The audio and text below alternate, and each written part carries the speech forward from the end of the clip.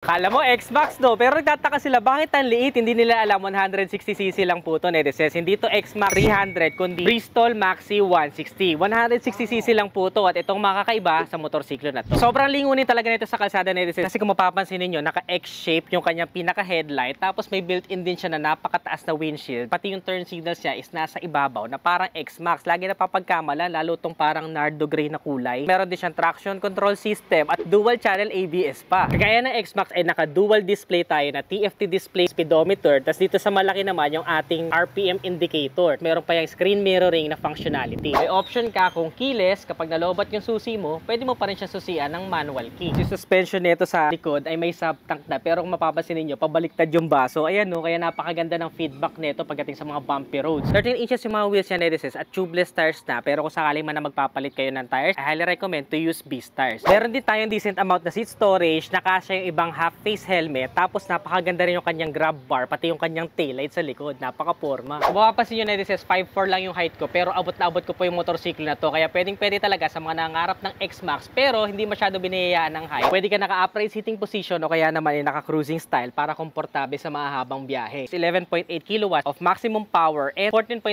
Newton meters of maximum torque. Ito nga pala yung presyo niya, Netizens, di hamak na mas mura compared kay X-Max, di ba? Para sa inyo, sulit ba tong Maxi 160 ni Bristol?